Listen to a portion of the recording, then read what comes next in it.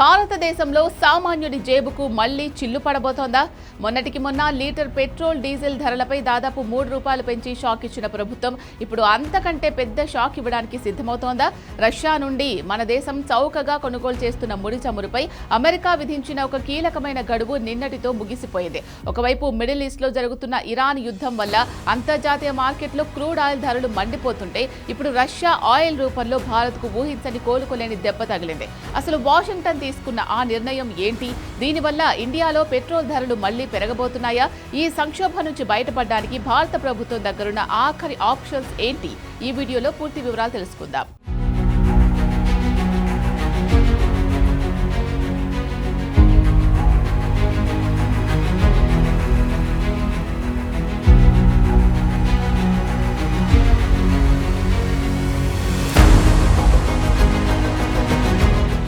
భారతదేశం తన దేశానికి రావాల్సిన ముడి చమురులో 85% పైగా ఇతర దేశాల నుంచే దిగుమతి చేసుకుంటుంది. యుక్రెయిన్ యుద్ధం తర్వాత రష్యాపై అమెరికా కఠినమైన ఆంక్షలు విధించినప్పుడు భారత్ చాలా తెలివిగా రష్యా నుంచి భారీ డిస్కౌంట్కు చమురును కొనుగోలు చేయడం ప్రారంభించింది. ఇది మన దేశంలో ద్రవ్యోల్బణం పెరగకుండా ఒక పెద్ద షీల్డ్లా కాపాడింది. కానీ గ్లోబల్ మార్కెట్లో చమురు కొరత రాకుండా ఉండడం కోసం రష్యా ఆయిల్ను కొనుగోలు చేయడానికి అమెరికా ఇచ్చిన శాంక్షన్స్ వైవర్ అంటే ఆంక్షల మినహాయింపు గడువు మే 17 ఆదివారంతో ముగిసిపోయింది. అమెరికా పార్లమెంటు సభ్యులు మరియు యూరప్ దేశాల ఒత్తిడి తట్టుకోలేక ట్రంప్ ప్రభుత్వం ఈ మినహాయింపును రద్దు చేసింది. దీనివల్ల సోమవారం ఉదయం నుంచే భారతీయ ఆయిల్ కంపెనీలకు రిస్క్ మొదలైంది. ఇకపై రష్యా నుంచి ఆయిల్ కొంటే అమెరికా ఆంక్షలను ఎదుర్కోవాల్సి వస్తుంది. ప్రస్తుతం భారతదేశం ఒకేసారి 2 వైపుల నుంచి ఊపిరాడని సంక్షోభాన్ని ఎదుర్కొంటోంది.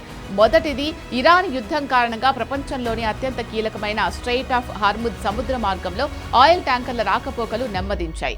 ఇన్సూరెన్స్ ఖర్చులు విపరీతంగా పెరిగిపోయాయి. యుద్ధానికి ముందు బ్యారెల్ ముడి చమురు ధర $72 ఉంటే ఇప్పుడు అది ఏకంగా $105 దాటిపోయింది. ఇక రెండవది, ఈ క్లిష్ట సమయంలో మనకు అండగా నిలిచిన రష్యా ఆయిల్ దిగుమతులపై ఇప్పుడు ఆంక్షల కత్తి వేలాడుతోంది.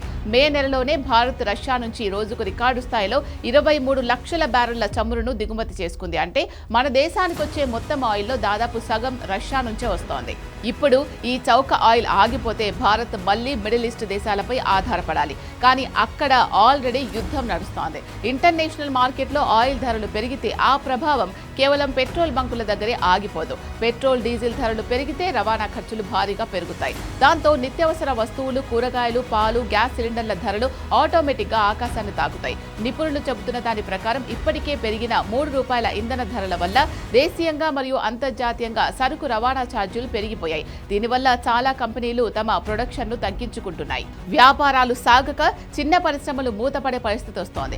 ఒకవేళ ముడి చమురు ధరలు ఇలాగే $105 పైన కొనసాగితే భారత ప్రభుత్వం దేశంలో పెట్రోల్, డీజిల్ ధరలను మరోసారి భారీగా పెంచక తప్పదు. ఈ గండం నుంచి గట్టెక్కడానికి కేంద్ర ప్రభుత్వం ఏం చేయబోతోంది?